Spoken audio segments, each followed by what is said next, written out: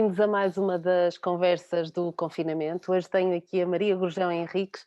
Olá Maria, muito obrigada por teres aceito o desafio para a conversa. Bom dia, Susana. Muito grata eu pelo convite e pela oportunidade de estar aqui contigo hoje, um bocadinho, e com as pessoas em casa. Exatamente. Vamos então hoje falar aqui de várias coisas. Uma delas é um congresso que a Maria está a organizar e que faz parte do percurso e do trabalho. E olha, Maria, eu costumo começar estas conversas, quase todas, 99,9%, com fala-me um bocadinho do teu percurso e de como é que chegaste aos dias de hoje a fazer um trabalho que ajuda muito as pessoas a se autoconhecerem e se desenvolverem no campo pessoal. Tu és professor, és psicóloga, Uhum. professora e facilitadora de constelações, e o congresso vai ser sobre consciência sistémica. Eu sei que temos aqui tema para horas. Ficámos aqui uma Sim. semana às duas a falar, íamos só dormir de vez em quando e voltávamos. Por isso, se calhar tens que me fazer um resumo pequenino. Ora bem, como é que eu posso fazer um resumo? Sou mãe de 3 filhos, 2 vivas, tenho uma neta de 4 anos, sou a terceira filha do casamento dos meus pais, a mais nova e última, e desde que me lembro de mim, em pequenina, era muito introspectiva, era muito virada para dentro. E ao contrário de hoje que falo imenso e estou sempre no meio de lives e de coisas públicas, a verdade é que passei a minha infância muito em introspeção. E eu sentia, e sempre senti, que havia alguma coisa de vibrante dentro de mim, que estava aquém de mim própria. É como se eu sentisse que alguma coisa muito vibrante tinha que se expressar e tinha que vir para fora. E que a vida à minha volta me condicionava, me retraía, me punha uma fronteira que não me tirava o ar, mas que me restringia. E, portanto, desde muito cedo que fui olhando para a vida e para as coisas e percebendo que havia uma Maria que tinha que ser operacional e que tinha que ser e que estar à altura da educação e daquilo que os meus pais queriam de mim, mas havia uma outra Maria, que nem sempre eu conseguia contactar com ela, que não que estava ligada a um outro mundo, a um outro lugar, a uma outra inspiração, a um outro sentir, a uma outra vibração. E ao longo dos tempos fui tentando perceber isso, e portanto os meus pais, passei uma infância muito conturbada, uma adolescência ainda mais conturbada, portanto era tipo a filha fora da caixa, a filha que os meus pais não sabiam muito bem o que é que haviam de fazer, não tinha boas notas, não queria saber dos estudos. A minha mãe dizia que eu não tinha força de vontade e que nunca havia de fazer nada na vida, porque, porque não avançava, porque não estudava, porque não estava determinada e focada nas coisas. E eu olhava para ela, ria-me e dizia: oh, mãe, deixe só ver até eu fazer aquilo que eu quero. E a minha mãe dizia: pois, mas tu nunca vais conseguir descobrir aquilo que tu queres porque simplesmente não fazes nada. E andas aqui a brincar com isto tudo. Os meus irmãos eram ótimos alunos e eu não tinha nem pouco mais ou menos, passava sempre ali resvés Campo de Ourique e os meus pais, principalmente a minha mãe, tentava controlar o meu mundo interno.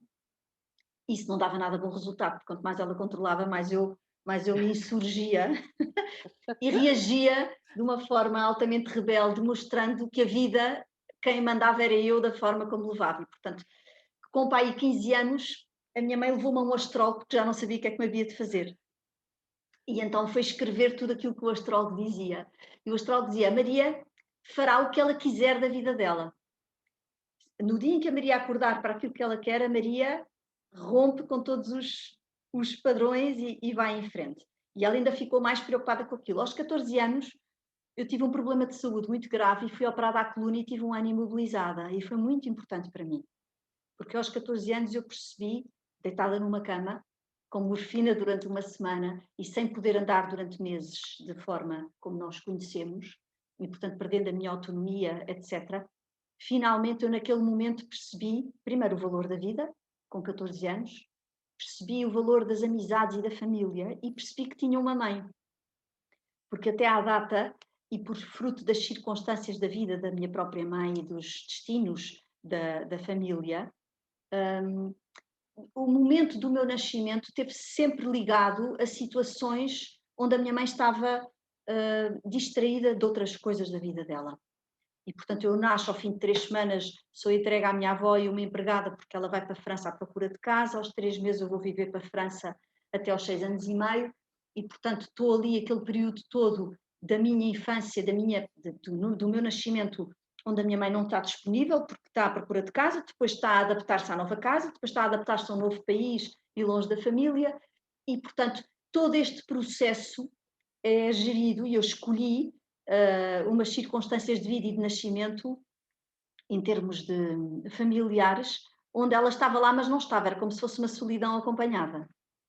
E isso foi uma escolha profunda da minha alma, porque eu precisava dessa experiência para perceber que a interpretação da minha mãe e aquilo que eu fazia dela era aquilo que eu precisava para acordar aquilo que a minha alma pedia para ser feito nesta vida. Que era, no fundo, eu aprender a honrá-la dessa forma e a perceber que esse sentimento profundo de solidão e de carência e daquela pessoa estar ali, mas eu não a sentir comigo, fazia parte de uma ferida profunda que eu trazia de não estar em mim, de não estar comigo.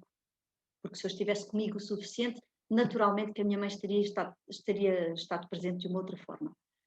E pronto, e portanto depois mete-se o 25 de Abril, os meus pais têm uma grande crise porque o meu pai com o 25 de Abril mudou muita coisa, mudou de partido, deixou de ser crente, houve assim uma grande transformação e de repente a minha mãe, eu com 4 anos, a minha mãe está casada com um homem que não conhece e outra vez uma crise, portanto ela foi estando em crises sucessivas de adaptações da sua própria vida e eu ali ao lado a sentir que a única forma que eu tinha de garantir que teria mãe era cuidar dela. Então começo a entrar num processo de cuidar da mãe para garantir que ela lá está e, portanto, ser muito meiga com ela, muito carinhosa, porque enquanto eu era carinhosa, ela aceitava o meu carinho e ao aceitar o meu carinho eu sentia que ela estava ali. Mas estava a inverter a posição sistémica, naturalmente. E este processo foi andando e pronto, e depois na adolescência, então aos 14 anos, quando eu sou operada, e ela tem mesmo que tomar conta de mim e tem que me dar banho na cama e tem quebras de tensão quando eu me mexo e tenho dores horríveis onde não sei, olho para ela e digo, mãe, não sei se consigo andar, eu já não sei andar, e ela chorava e tinha quebras de tensão e eu naquele momento percebi o amor que a minha mãe tinha por mim e a angústia que ela estava a viver através de mim. E portanto foi um momento extraordinariamente importante para eu perceber uma série de coisas na minha própria vida. E a partir daí eu comecei a cuidar do meu próprio mundo interno e a perceber que afinal eu não estava sozinha, que afinal era um desfazamento e uma dissociação entre aquilo que eu precisava e aquilo que ela era capaz de dar e que eu não podia exigir a uma pessoa que me desse uma coisa que ela não tinha como dar, porque ela ainda estava no movimento da sua própria criança. E então, na altura, eu lembro-me que era a época do Barco do Amor, que era uma série que existia na televisão. Eu adorava o Barco do Que eu Amor. adorava. E era a altura também de um programa na televisão que se chamava O Ponto de Encontro.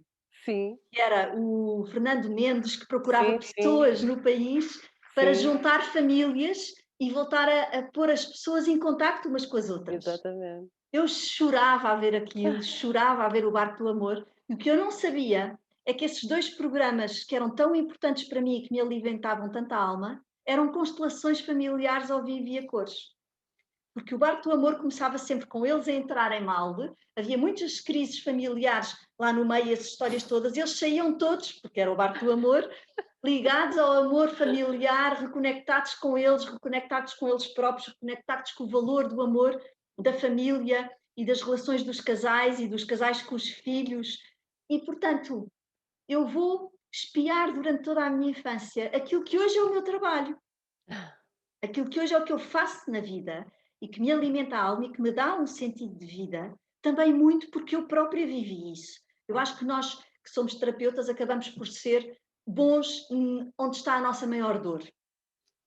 E eu costumo dizer que sou facilitadora de constelações familiares, professora de constelações familiares há tantos anos, porque efetivamente eu estou a espiar e eu estou a olhar para os lugares da minha infância e da minha própria vida, onde eu sei o que doeu.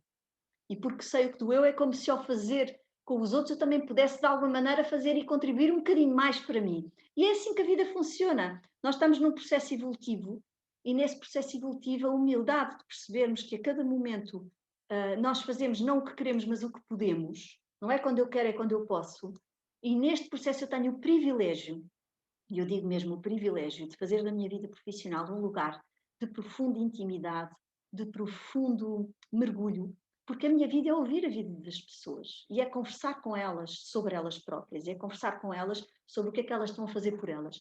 E sempre que eu digo isto, no final do dia, eu quando vou para casa e vou de carro a guiar, eu vou sempre a perguntar a mim própria, tudo o que tu disseste hoje, estás a fazer contigo, tu estás a praticar efetivamente isto que tu estás a dizer? Onde é que aquela frase que tu disseste hoje àquela pessoa pode ser verdadeira para ti e tu também tens que fazer isso para ti? Então, É engraçado isso. tenho o privilégio de viver num grau de profundidade e de intimidade que me permite nunca me esquecer de um caminho em direção ao centro de mim própria. E eu acho que isso é um grande privilégio, porque as pessoas no dia a dia e nas profissões que nós temos, nós somos triturados e envolvidos numa trama cósmica que nos descentra muito de nós próprios e que nos cria muitas dissociações. E há determinadas profissões que de facto têm esse privilégio de nos chamar, de nos puxar permanentemente para aquilo que é essencial, que é a vida, o amor, o fluxo entre nós, o reencontro e a forma como os outros me espelham a minha essência e aquilo que eu efetivamente não estou a fazer a mim própria. E eu acho que é um milagre da abundância. Portanto, a Maria que não sabia é a Maria agora tão bem concretizada com o que faz. E tu Sim. tiraste o curso de psicologia, não é? Uhum. Mas antes disso trabalhei 15 anos num banco. Eu precisei trabalhar num banco de homens. Quando eu entrei eram quase só homens, era o BCP, que na altura não tinha praticamente mulheres nenhumas. Depois é que começou a comprar outros bancos e as mulheres começaram a entrar em muita quantidade pela aquisição dos outros bancos. Porque a origem do BCP, que eu era a origem BCP, éramos muito poucas mulheres. E eu precisei também dessa experiência que foi espetacular, porque foi uma experiência que me deu. Porque é que eu começo a trabalhar no banco? Porque eu queria estava a tirar o curso de Psicologia e eu queria sair de casa. Queria ser independente e queria ser dona do meu próprio mundo. E aquela pressão que eu tinha de um controle permanente, controle por medo da minha mãe, por inseguranças naturais, quer dizer, aqui faz parte dos mecanismos e daquilo que eu própria também atraí para mim. E eu dizia, não, eu vou começar a arranjar um part-time e rapidamente vou alugar um quarto ou vou-me juntar com 2 ou 3 amigas e vamos viver juntas. Numa época onde isso não era assim, porque eu vou fazer 50 anos agora. E, portanto, agora é que é normal as pessoas viverem em quartos e viverem entre amigos e fazerem Erasmus, essas coisas todas. Nessa época nada disso existia. Estamos a falar de que foi há 30 anos. Já parece uma velha a falar, mas a verdade é essa. No meu tempo. No meu tempo, exatamente. E, e então comecei a trabalhar em part-time, a vender produtos bancários ao telefone, seguros e cartões de crédito. E os meus pais ficaram furiosos comigo porque eu ia trabalhar e estava em pleno curso, estava no terceiro ano e disseram que não estavam nada de acordo com isso, que não patrocinavam isso e que qualquer disciplina que eu chumbasse, que a partir daquela data seria eu a pagar essa disciplina. Eu disse, está ótimo, eu vou ganhar e vou ganhar imenso dinheiro. Então, ao fim do mês, eu já estava no primeiro lugar do ranking das vendas e em vez de ganhar, na altura, 25 contos, eu já estava a ganhar 50 e 60 contos, que era uma brutalidade na época. Então eu lembro que a minha primeira compra foi uma mesa de jantar que pus no meu quarto de dormir. A minha irmã, entretanto, vivia no Porto e Eu nós comprei tínhamos. uma cómoda, Maria, como te entendo. Então era uma mesa de jantar. Uma mesa de jantar comprei a uma tia minha. E eu pensei, e toda a gente perguntava, mas tu com o teu primeiro ordenado compras uma mesa de jantar? E eu disse, sim, porque vai ser a mesa onde eu vou jantar na minha casa. Então eu comecei a comprar móveis. Móveis que eu enfiava dentro do meu quarto. A minha irmã que vivia no Porto, e eu arranjei lá um espaço para a mesa de jantar e todos os dias olhava para a mesa feliz da vida porque havia de ser a minha mesa de jantar. Então, rapidamente comecei a juntar dinheiro e nessa altura depois comecei namoro e o namoro durou 1 ano e meio e nós depois casámos muito rápido. Eu acabei por não sair para viver sozinha e para ter uma experiência de viver sozinha. hoje, olhando para trás, teria sido muito interessante que eu tivesse feito, mas a vida foi assim. Exato. E levou-me assim. E, É porque portanto, tinha que ser assim mesmo. exatamente, exatamente. E sai de casa para casar. E, portanto, onde é que o banco entra aqui? O banco entra aqui como uma afirmação muito grande, porque eu tinha aquele estigma, tu nunca vais ser nada e nunca vais estudar e os teus irmãos fazem e tu não fazes e não tens força de Sim, vontade. e também estamos a falar, a brincar, que o tínhamos dito, eu tenho 45, portanto fazemos diferença 5 anos, mas há poucos anos, eu ia dizer há muitos, mas não é assim há tanto tempo. Hoje em dia as pessoas mudam de profissão a meio da aos 40, não é? Ao meio do percurso, já tiraram outros cursos e decidem que vão ser, sei lá, estavam em gestão e vão ser chefes de cozinha e outras coisas. Hum, mas naquele tempo não era suposto ser assim e tu tinhas que decidir, não é? Ora bem, o que é que tu vais fazer aqui para o resto da vida? Era Sim. assim que nos era entregue o presente e o futuro, não é? Eu Por lembro-me de isso, sair, eu lembro de sair da consulta de astrologia com 15, 16 anos e virar para a minha mãe e dizer assim: mãe, eu vou ser psicóloga e depois vou estudar astrologia e depois vou fazer coisas incríveis. A minha mãe olhou para mim e diz assim: tu nem num curso de bacharelado consegues entrar, quanto mais numa licenciatura. Disse: oh mãe, escreva o que eu lhe estou a dizer. isso são Está bem, dores de está bem. mãe, não é? Isso são dores de mãe também a dizer assim. O que é que eu faço com esta rapariga? Que agora trouxe-a aqui, amanhã levo ao talho, ela diz que vai ser talhante. E pronto, e com o banco, com aquela coisa de sair de casa, começo a trabalhar para conseguir os meus próprios recursos. E, portanto, foi imparável. Foi imparável. Eu entro no banco, tenho um jeito louco para vender ao telefone e eu falava com os clientes ao telefone e perguntava como é que eles estavam, como é que estava a família deles e depois no meio vendia o produto bancário.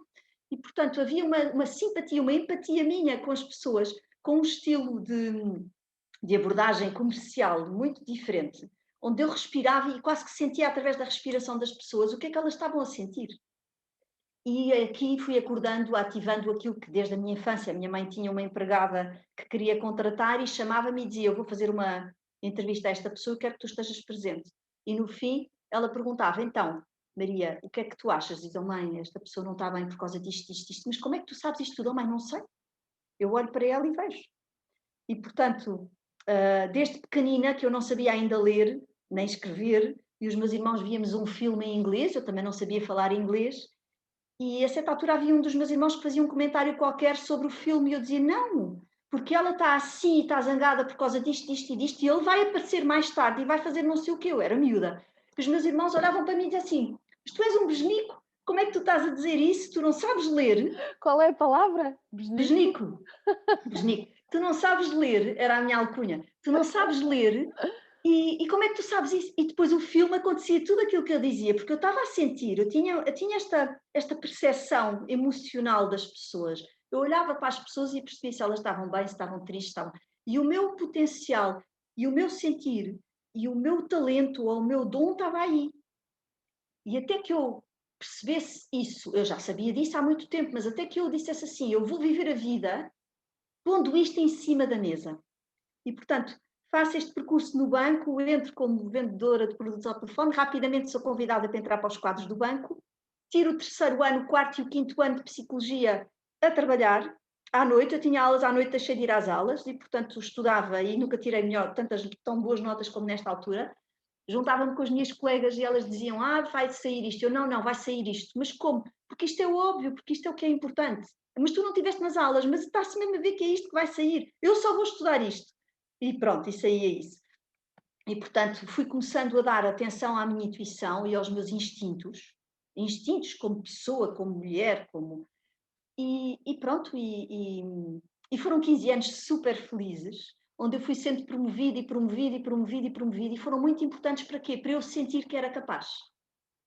Para eu provar para mim própria que aquela Maria que toda a gente dizia que nunca haveria de fazer nada, nem não, não, não, foi como se fosse um resgate de mim própria naquele período dos 15 anos, onde eu era valorizada, onde eu era vista, onde eu era reconhecida, onde eu era muito acarinhada, e esse foi um momento assim de uma grande explosão da minha vida. Entretanto, casei, tive uma filha, depois perdi um filho, uma criança num aborto espontâneo, depois tive a minha terceira filha, e quando perco este filho a meio, tenho uma grande crise existencial, tenho um vazio enorme, uma crise brutal, de uma tristeza, de um mundo que se abriu, o tal mundo de onde eu também já vinha, não é?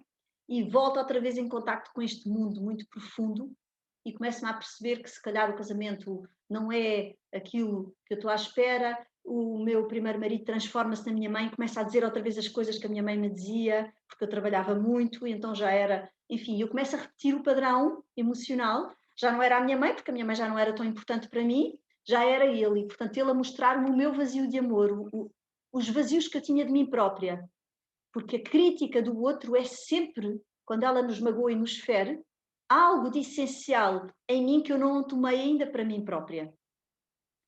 E pronto, e portanto depois nasce a minha terceira filha e passados uns anos nós separamos-nos e eu percebo que tenho que fazer uma grande volta na minha vida porque estou identificada com o fazer em vez do ser.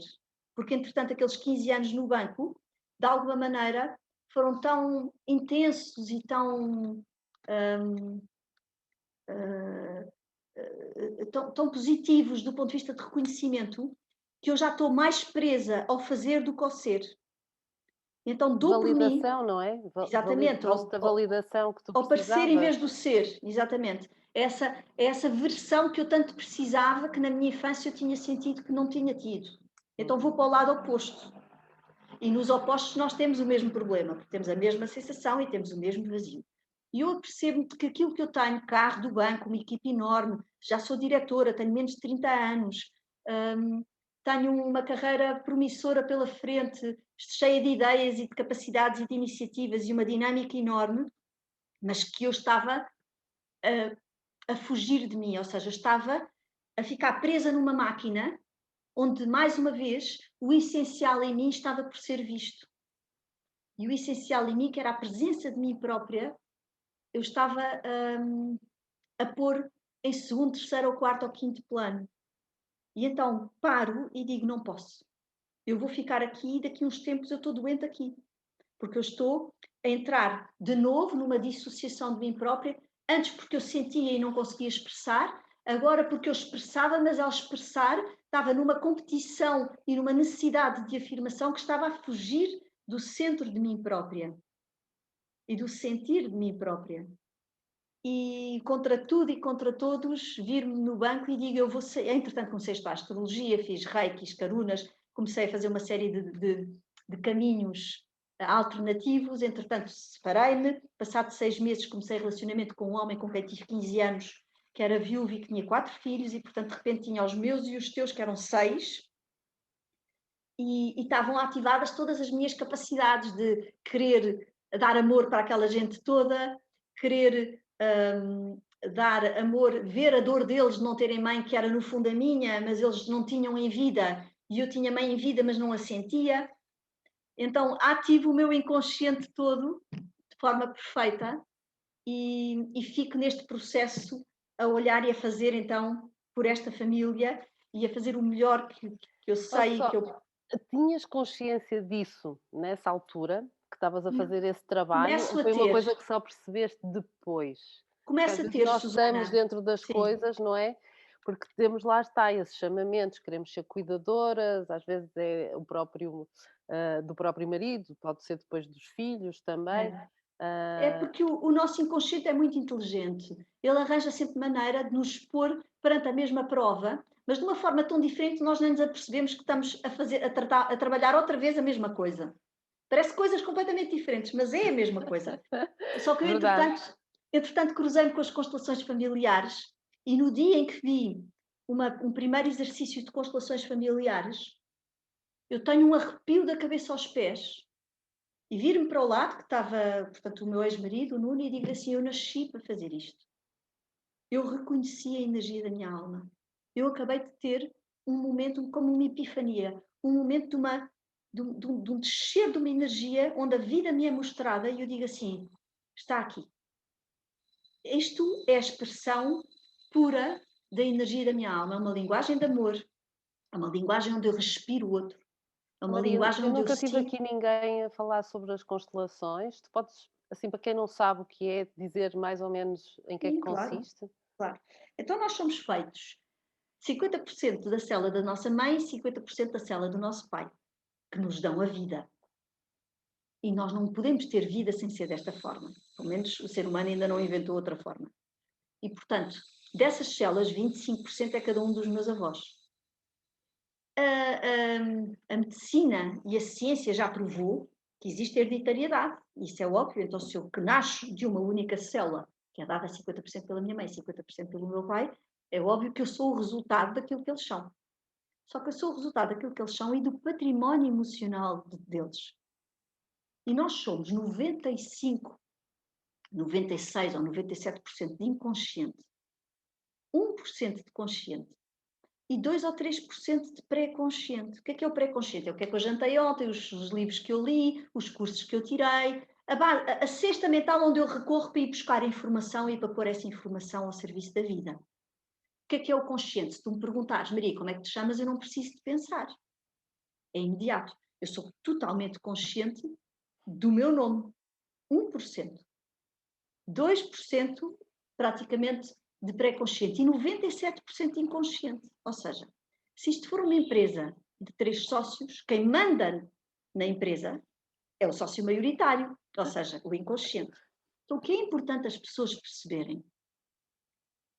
E quando tu dizes viaje comigo, o viaje comigo pode ser viaje comigo ao meu mundo interior. E, portanto, eu peço às pessoas para viajarem connosco, contigo e comigo agora, e perceberem que a nossa vida, se é movida 97% pelo meu inconsciente, é óbvio que quem manda no meu inconsciente, na minha vida, é o meu inconsciente. Portanto, e o meu inconsciente é o quê? O meu inconsciente pessoal, as coisas que eu vivi nesta vida e que me foram difíceis e que eu pus para as costas, para trás das costas, mas depois também tem o inconsciente familiar, o inconsciente da família mais alargada e o inconsciente da cidade onde eu nasci, do país onde eu nasci, porque ser português é completamente diferente de ser espanhol e nós que somos portugueses sabemos disso. Os espanhóis são duros, são fortes, gritam, mandam um murro na mesa, nós mandamos uns cravos na cabeça uns dos outros. Eles têm uma guerra civil e nós mandamos uns tiros para o ar. Eles são carneiro e nós somos peixes. E são outros valores. Portanto, eu herdo o património emocional de toda a família onde eu escolhi nascer. Porque na evolução da minha alma, eu preciso ir buscar o cardápio e a energia certa para que no lugar de onde eu vou nascer e da família onde eu vou nascer, eu tenha a garantia de poder voltar a viver as situações que eu preciso de me pôr em contacto para desta vez eu conseguir me ver através delas e aprender a amar as partes de mim que eu perdi através destas experiências. Então, os silêncios, as vergonhas, as exclusões, as mortes prematuras, as dores profundas, estão gravadas na minha alma, nesta herança que eu tenho, desta célula que me é dada da minha mãe e do meu pai, que também tem o património dos meus avós, etc. Então agora vou dar 2 ou 3 exemplos, muito práticos. Se a minha avó, por exemplo, foi obrigada a casar muito cedo e a ter muitos filhos, e não era isto que ela queria, e foi arranjado um casamento porque era assim, para manter o património da família ou para manter alguma coisa que era preciso. E antigamente nós sabemos que era assim. E esse antigamente não é assim há tanto tempo. Na geração dos meus avós, isto é uma realidade. É uma realidade óbvia e conhecida. Eu posso querer engravidar e não estar a conseguir engravidar, inclusivamente ter quistos nos ovários, por exemplo. Então, imaginem que a minha avó foi obrigada a ter muitos filhos ou que perdeu muitos filhos. Há uma dor que está nas minhas células e que está no inconsciente da família, está no inconsciente da alma da família, da alma que vive e que está no meu campo energético, nos tais 97%, e eu posso querer engravidar, e o meu inconsciente diz assim, Maria, engravidar não é seguro, os filhos morrem. Então, o meu inconsciente, porque sente que não é seguro, porque está ainda a tentar reparar esta dor que me vem das minhas costas e do sistema familiar, dor essa que não chega a ser conhecida na superfície, eu vou encontrar uma resposta biológica para garantir que eu não vou ter filhos, enquanto esta dor da minha avó não tiver resposta. Então é como se eu, ao nível da alma, dissesse assim, querida avó, por ti eu carrego a este preço, ao preço do meu próprio destino, tentando reparar, tentando dignificar a tua alma, tentando devolver o teu lugar no clã, Porque sem o teu lugar no clã, eu não posso tomar a vida por inteiro. Porque a minha vida foi recebida de ti e da minha mãe. E eu, que acabei de ter este dom da vida, através das histórias e de todas as pessoas e de todas as vidas, vividas e não vividas, de todas as pessoas que estão energeticamente nas minhas costas, como é que eu posso ignorar os sofrimentos da vida que me é dada, ao preço que ela me é dada, e fazer tábua rasa disso e querer ser feliz? Na maior parte das vezes as pessoas não conseguem ser felizes e a vida delas não flui porque elas estão, por uma lealdade inconsciente, a espiar o destino e a dor de alguém. E se fizerem isso, é como se estivessem a ser desleais ao próprio clã, desleais à sua própria natureza física, àquilo que me dá a vida. Agora vou dar só mais um exemplo para as pessoas nos entenderem ainda melhor. Oh, Susana, se tu tiveres uma amiga tua que está deprimida ou que está triste e tu percebes que ela não está bem e resolves dedicar uma parte do teu tempo, um dia, uma tarde, a ir beber um café com ela. Hoje em dia ninguém vai beber café porque estamos no confinamento e já nem café se vende, mas pronto. Fazemos um Zoom, bebemos um café assim no Zoom. Exatamente. Então, mas imaginando que tu sais de casa, porque este movimento é importante para as pessoas nos entenderem. Okay. Super bem nesse dia, super alegre, acordas, está um sol maravilhoso, a noite correu bem, tu sentes-te em abundância, em gratidão pela vida e estás a emanar luz, felicidade, presença, presença contigo. Mas pegas no carro e vais ter com a tua amiga. E à medida que te aproximas da tua amiga, é como se houvesse o teu contentamento e a tua alegria começam a ficar mais discretas, mais disfarçadas, porque não fica nada bem tu chegares ao pé dela, super feliz e dizer assim, então, estás com problemas? Ou seja, eu não vou chegar ao pé de uma pessoa que está mal e mostrar a minha alegria de viver. Eu sou amiga dela e sinto amor por ela, eu vou olhar para ela e vou dizer, então, como é que tu estás? O que é que se passa? O que é que eu posso fazer por ti? Então eu vou disfarçar, eu vou fechar, eu vou pôr em modo de pausa este estado de alma em que eu estou, Pode-se para chamar ir isso para a energia. empatia, não é? Exatamente, Mostrar para empatia ir para a pelo outro. energia dela e para me sintonizar com a vibração dela. Eu não peço a ela para me sintonizar comigo, porque ela não seria capaz. Dá-me um abraço. Não quero abraços nenhums, eu não estou bem. Quando eu não estou bem, não quero abraçar ninguém. Quantas vezes é que nós estávamos furiosos e alguém diz, dá-me um abraço, e eu digo, não quero abraço nenhum. Estou passada, Ou a não sou pior coisa que capaz. é assim, tem calma, quando uma pessoa está chateada e nos dizem, tem calma. E, portanto, eu vou disfarçar o meu estado de alma, eu vou disfarçar a alegria de viver, a harmonia, a gratidão da vida, para me adaptar a ela. Agora imagina, Susana, e todas as pessoas que nos estão a ouvir, viajem connosco agora. Se nós fazemos isto com uma amiga que nem sequer é laços de sangue, imaginem o que é que nós fazemos a nível inconsciente com quem nos dá a vida. E isto são constelações familiares. Eu atuo e o meu comportamento, ele é movido por uma energia inconsciente de tentar reparar, de tentar equilibrar, de tentar dignificar, de tentar trazer à luz e à memória os destinos inacabados, as vidas não vividas, as impossibilidades dos meus antepassados. E eu uso a energia da minha vida ao serviço de tentar reparar isso. E a maior parte das vezes nós dizemos, este é o meu destino. Não é o meu destino. É o destino de reparar a minha família. O meu destino é outra coisa, porque eu, para fazer as coisas, não tenho que me esforçar tanto. Porque a energia está disponível para todos nós. Quando eu me esforço para fazer uma coisa e para que ela aconteça, é porque eu estou a fazer muito mais para além daquilo que é os desígnios da minha alma e a energia pura daquilo que é a essência da minha vida para a frente. Já é um trabalho, não é? Já é um Exatamente, trabalho. É algo que estamos exatamente. a trazer. Nós trazemos uma mochila cheia de pedras e essa mochila pesa. E eu, para subir a encosta, a certa altura, com tantas pedras às costas, é muito difícil. Eu tenho que ir devolvendo ao passado o que é do passado. À avó a dignidade da avó, à mãe a dignidade da mãe, ao pai a dignidade do pai. Os destinos inacabados, os que foram à guerra, os que vieram retornados dos países dos palopes, os que foram retornados que tinham vidas incríveis e que foram parar a cidades de Portugal onde nem sequer casa tinham. O nosso país, a nossa cultura está cheia destas dores. E temos depois pessoas a quererem trabalhar, e tinha há pouco tempo um cliente meu que dizia assim: Maria, eu preciso de olhar para a minha conta bancária todos os dias.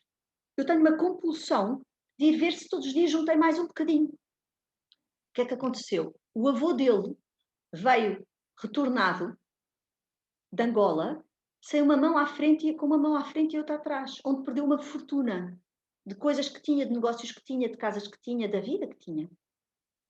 E ele continua, e ele está nesta vida a trabalhar loucamente por ele e pelo avô, a tentar repor o património que o avô perdeu. E a vida dele não está a ser, ele não está naquele projeto por ele não está naquele projeto para que o projeto seja útil para a sociedade e para o mundo. Ele está naquele projeto movido por dor, a dor de reparar o destino do avô. E nós temos que perceber os nossos níveis de motivação, que são muito profundos. Nós temos uma motivação conhecida e temos uma motivação desconhecida. E esta abordagem das constelações familiares permitem-nos este olhar para aquilo que não se vê, este reconhecimento das dores, este reconhecimento dos silêncios, das vidas não vividas e das dores, de tudo o que está debaixo do tapete, ou seja, daquilo que, por ter sido a dor tão grande, não ter sido olhado e não ter sido reconhecido. Isso tem ou estará relacionado com o que se chama as vidas passadas e karmas e poderá estar relacionado ou não?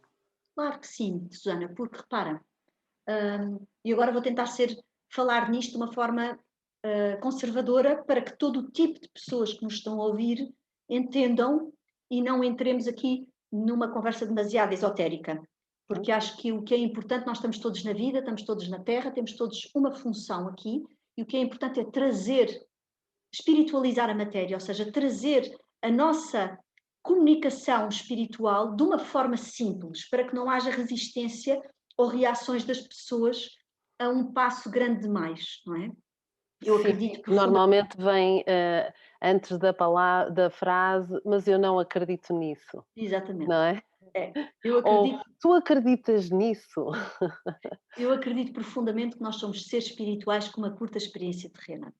Nós não somos seres humanos, não somos seres humanos que podemos ou não podemos escolher ter uma, um, uma imagem espiritual ou uma ideia espiritual da vida. Nós somos seres espirituais com uma curta experiência terrena. E a prova disso é que tanto tu como eu e todas as pessoas que nos estão a ouvir, estamos vivas, o nosso coração está a bater. E é um mistério, porque ninguém consegue perceber o que é que dá energia ao bater do coração e o que é que nos faz estar vivos num momento e perdemos a vida noutro momento. Porque se o soubéssemos, o ser humano já teria inventado forma de nos ressuscitarmos todos. E, portanto, por mais evolução que haja de todas as áreas da vida, da psicologia, da medicina, da física quântica e do sentido da vida, a verdade é que para este mistério ninguém tem resposta. E da mesma forma como eu preciso ter fé para acreditar que há algo de superior e há algo de maior, eu posso olhar para o meu corpo e perceber que esse algo maior está em mim, que move as minhas células, que move o meu coração e que, de facto, eu não tenho controle sobre isso. Só pode vir de outro lugar. E esse outro lugar, eu faço desse outro lugar o que eu quiser. Pode ser Deus, pode ser a fonte, pode ser a luz, pode ser o sol, pode ser o que nós quisermos, está certo. Desde que a crença me seja cómoda, desde que a crença me seja fácil e, e que me alimenta a alma, que me dê um lugar de quietude e um lugar de encontro e um lugar de pertença. E isto é importante. Portanto, eu acho que não é importante o julgamento que aquela pessoa é daquela religião ou da outra, porque todas as religiões vão ter ao mesmo lugar, falam de amor, e falam de reconexão, e falam de ligação, falam da essência da vida, que é o amor. Então, neste caminho, aquilo que eu acredito profundamente é que nós não conseguimos dar conta do recado numa só vida. Nós damos conta, vamos dando conta do recado à medida que vamos e vimos. E, portanto, é como se nesta vida escolhemos aquela aprendizagem específica. Então, temos que ter aquele cardápio. O cardápio é a mãe, o pai, os avós, a cidade, o país, a cultura, todo o sítio onde nós vamos nascer. Que é o que eu preciso, o cardápio que eu preciso para fazer os pratos da minha vida, ou seja, para cozinhar a minha própria vida. porque eu preciso de recordar quem sou. E na energia espiritual e na energia do amor puro, o amor é uma energia muito alta. É uma energia, é uma vibração muito alta. E que essa vibração, à medida que eu vou encarnar, é como se eu entrasse num processo de descensão. Ou seja, eu tenho que partir a energia para que ela entre no corpo, porque senão, como o corpo é denso e nós vivemos na terceira dimensão, que tem força da gravidade e tem densidade, com tanta energia ela não cabe no corpo. Então, para entrar no corpo é como se houvesse um fracionamento. E nesse fracionamento nós perdemos luz. E luz é consciência. Então perdemos informação sobre nós, perdemos saber espiritual, perdemos muita informação sobre aquilo que a nossa alma reconhece nessa, como se fosse uma aranha. Estás a ver uma teia de aranha e a aranha desce com o seu fio e sobe com o fio e continua na teia de aranha. A verdade é que a teia de aranha é do mais sistémico que há, porque qualquer coisa que aconteça na teia de aranha, uma gota d'água, um inseto que se prende, a aranha onde estiver, como a teia de aranha não tem força da gravidade, tudo o que acontece na teia de aranha, ela sabe, porque acontece em movimentos. E o mesmo acontece com o nosso corpo energético. Só que o ser humano está tão dissociado da sua natureza divina e tão identificado com a mente que deixou de conseguir captar as sensações subtis, como se houvesse uma teia de aranha gigante à nossa volta, uma malha energética gigante, que nós deixamos de captar porque estamos presos à operacionalização das coisas, à vida em função das expectativas, à identificação com a nossa mente e há campos subtis da mente e da matéria que nós deixamos de captar, energéticos. Mas que continuamos a ter. Quantas vezes é que eu estou a pensar numa pessoa que não penso há 3 meses e ela telefona-me nesse dia? E dizemos, já não morremos hoje. Exatamente. Portanto, todas as pessoas que nos estão a ouvir sabem que aquilo que eu estou a dizer é verdade nas suas próprias vidas. Nós temos sentidos extrasensoriais que nós ignoramos e que, pior do que isso, não só ignoramos, como não valorizamos e não lhe damos o lugar central na nossa vida. E é para lá que nós precisamos de caminhar. Que é, as crianças são por instinto e por portas dos sentidos desenvolvidas, e aquilo que a nossa educação faz é dizer à criança, aquilo que tu sentes não é importante, o que é importante é passares a pensar assim.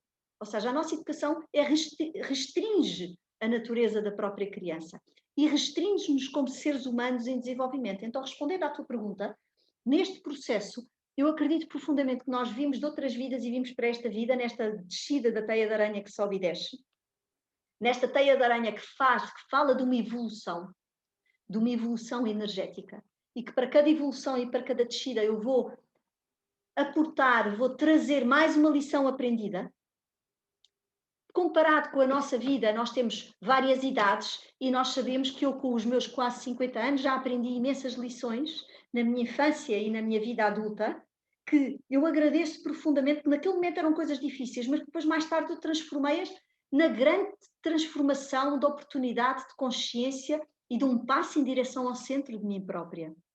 E aquilo que parecia mal, porque eu só olhava para os pés, de repente, quando tive a visão da floresta, disse assim, eu agradeço profundamente a tudo o que eu vivi ali. Então, da mesma maneira como nós estamos nesta versão desta vida e destas várias idades e deste olhar para a nossa vida com esta aprendizagem, também as várias vidas que nós temos têm a mesma função. Numa oitava ou duas acima, como aquelas matrioscas, aquelas bonecas que vamos pondo dentro, não é?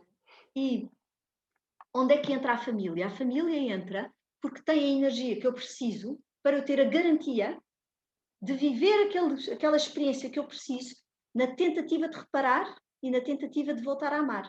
Então, quando eu olho para trás, e agora vou dar ainda um passo maior, Susana, quando eu olho para trás e vejo a minha mãe, a minha avó, a minha bisavó, etc., eu posso ser uma delas, porque é como se elas representassem a energia do passado, que de alguma maneira eu também já vivi noutro plano. E por isso eu preciso delas para recordar quem sou. E ainda por cima elas dão-me a minha biologia, e a minha biologia, ela começa com um corpo espiritual, depois passa para um corpo mental, do corpo mental gera emoções, e das emoções gera o corpo.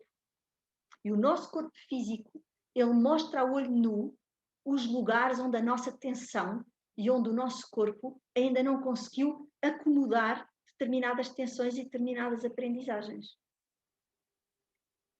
E pronto, e portanto acho que, não sei, estou a tentar resumir de uma Foi forma bem muito... explicado. Eu, aliás, tinha retirado, é muito curioso teres ido buscar isso, ou não, porque lá está, consciências, está tudo relacionado. Porque eu tirei precisamente uma frase que tu tens, que é: estamos ligados uns aos outros por meio de uma teia de relacionamentos. E quando a teia se rompe, todos são afetados.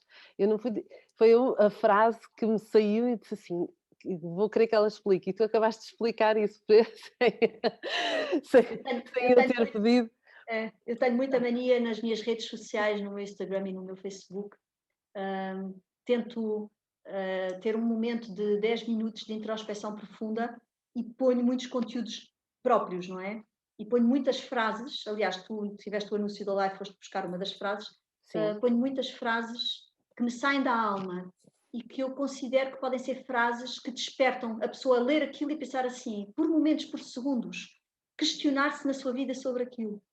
Que são coisas que eu questiono para mim própria, eu só estou a partilhar com o mundo aquilo que são os meus próprios processos, mas que eu sei o quanto podem ajudar as pessoas a refletirem sobre aquilo que é a sua Acho que é natureza muito divina. importante teres dito isso que acabaste de dizer, porque às vezes, e já falamos aqui com outras pessoas que trabalham este campo do autodesenvolvimento, autoconhecimento, que é ninguém aqui é iluminado, estamos todos a Não, aprender com as cabeçadas na parede, não é? E é com essas cabeçadas que vamos soltando ferramentas para as outras pessoas. Olha, sabes, comigo foi assim, por isso. Eu acho também muito interessante uma parte, e para falarmos também, se calhar, um bocadinho agora do congresso, tu falares da ideia, de como é que surgiu, já vai ser a segunda edição, certo? sim, Ah, porque eu vi uma coisa muito inovadora que é também de pedagogia sistémica, ou seja, como educar as crianças neste sentido, porque às vezes o que se vê, na maioria dos casos, é muito os adultos a aprenderem a viver com este tipo de coisas e com este tipo. Então, tu falas já de uma pedagogia virada para os mais novos, para eles também. Como sim. é que isto funciona, a teu ver? Portanto, o congresso é 2, 3 e 4 de julho deste ano. Vai ser na Universidade Nova de Carcavelos, no campus da Nova, em Carcavelos. É um sítio maravilhoso. E tem 8 áreas de atuação. Relacionamentos amorosos, porque nós temos muita dificuldade nos relacionamentos amorosos, exatamente porque projetamos nos relacionamentos amorosos, desde logo, a relação connosco próprios, que é a mais difícil de todas. E depois, os padrões que herdamos dos nossos pais, que achamos que não, ou que achamos que eu vou fazer tudo ao contrário, vou fazer diferente, quando eu quero fazer ao contrário diferente, eu estou no mesmo padrão. Eu estou a alimentar a oposição, e na oposição eu vou parar ao mesmo lugar.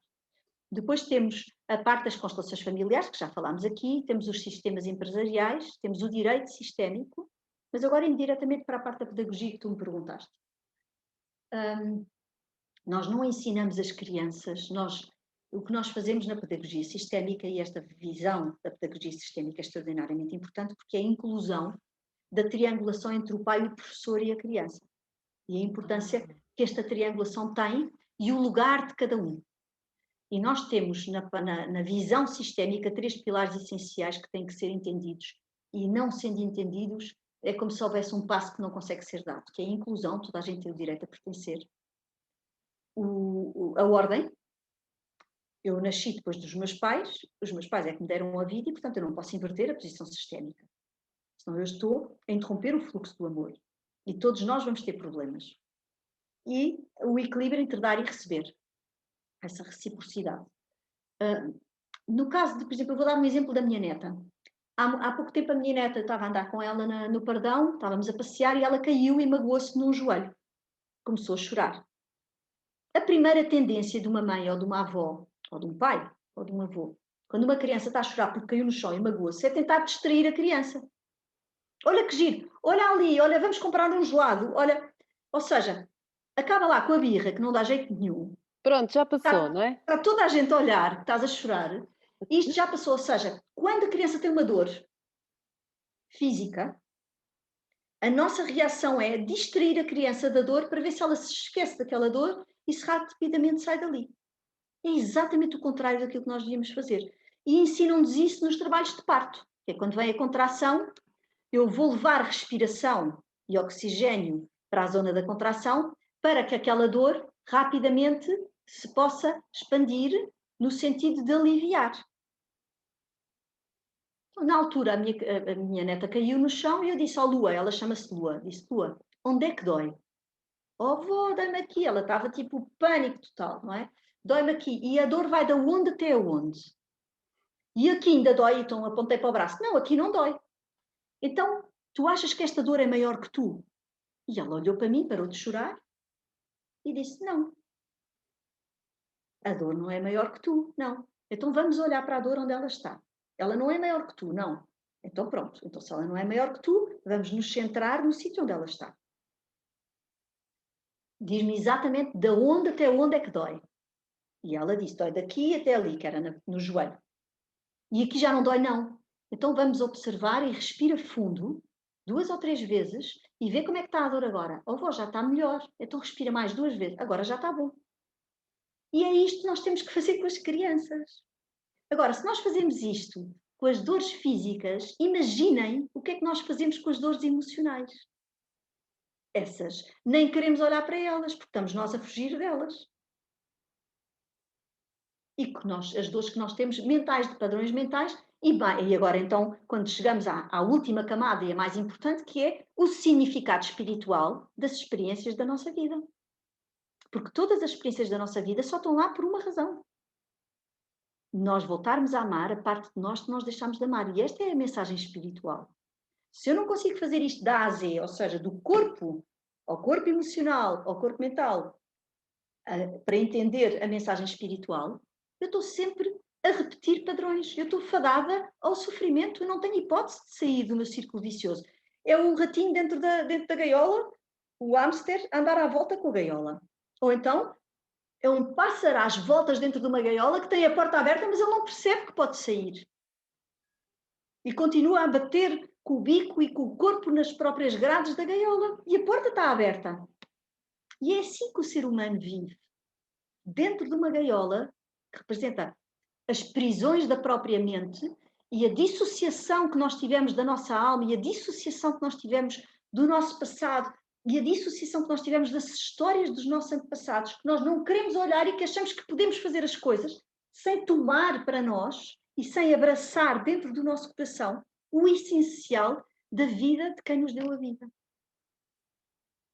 E é tão simples e ainda por cima é tão libertador e é tão amoroso e muda tanto a nossa vida que é muito estranha a maneira como o ser humano vive.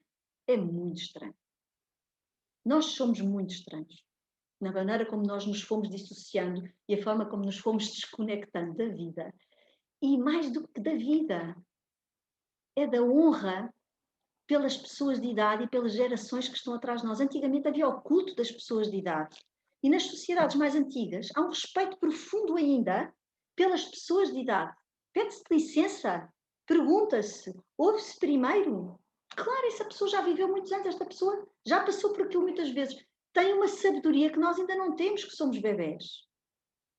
Então, o ser humano tem que aprender a voltar a ter esta ordem, a ordem das idades, a ordem das gerações. Hoje em dia, uma pessoa de idade, eu tenho um filme no canal do YouTube sobre a pandemia e sobre as questões das pessoas de idade e sobre constelações. Quem quiser pode ir ver. São filmes onde se explica tudo direitinho, o que é o impacto daquilo que eu estou a dizer.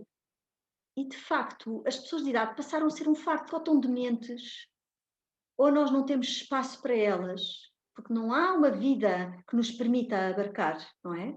Tu achas que essa desconexão vem muito de nós fugirmos dos nossos medos e, por exemplo, do medo de envelhecermos? Será que é por isso que nós tentamos nos desconectar ou... Não, eu acho que isto vem da competição, ou seja, o ser humano antigamente vivia para o grupo. Ou seja, nas aldeias e nas culturas primitivas, aquilo que eu fazia tinha que ser para o coletivo, para o grupo. Havia um Fazia para sentido de mim. comunidade maior, Um não é? sentido de comunidade profundo. E, portanto, eu fazia para oferecer ao grupo, porque o grupo beneficiava com isto. Então não havia competição, não havia separação. E havia a ordem e havia o grupo, porque os homens iam à caça para trazer comida para a aldeia, outros homens defendiam a aldeia quando os outros iam à caça, as mulheres cozinhavam, tratavam dos filhos, ou seja, havia, toda a gente trabalhava para o grupo. Hoje em dia, quem é que trabalha para o grupo? As pessoas são completamente individuais, querem enriquecer, querem ser as pessoas mais ricas do cemitério, querem competir com o vizinho do lado, Eu vou querem sublinhar essa frase. querer ser a Pessoas pessoa mais mais rica do ricas do cemitério. cemitério é muito bom. Eu uso muito, nos meus cursos. Eu não quero ser a mulher mais rica do cemitério. Mas a verdade é essa, não é? Quer dizer, nós competimos uns com os outros e perdemos completamente. O ser humano perdeu-se nesta dimensão da entrega do social, da entrega para o grupo. E este Achas congresso que tem isto. agora a pandemia, por exemplo, veio mostrar um bocadinho, claro que não estamos todos, ainda há Ainda pouco tempo não. dizíamos isso assim, as pessoas achavam que ia mudar, eu disse assim, isto não é um milagre, isto é uma pandemia, vamos com Sim. calma, com as Ainda nossas não, Susana. expectativas. Ainda não. Sabes porquê? Porque as pessoas estão a viver no medo. E quando as pessoas vivem no medo, vivem na separação do que é essencial, que é o amor, e a sua vertente, a sua inspiração espiritual. O medo gera separação e é uma vibração muito densa e muito baixa que gera agressividade. E, portanto, é como se nós estivéssemos a viver na cave de um prédio e o amor é tipo o 17º andar. Estamos a falar de vibrações que não se cruzam.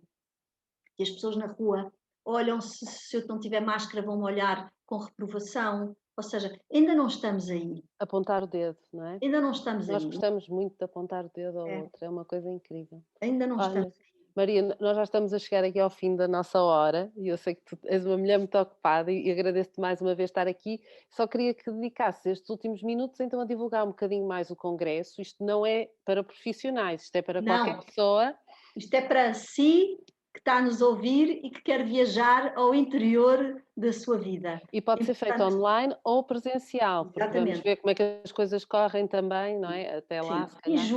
em julho, acho que sim. O Eu presencial também. será sempre com os distanciamentos todos. Portanto, este Uhum. congresso é feito para tocar no coração das pessoas, este congresso é para si, para ter 3 dias de um mergulho profundo naquilo que é essencial da sua vida e poder, de alguma maneira, reconectar com a essência da vida e com aquilo que é a razão da nossa própria vida.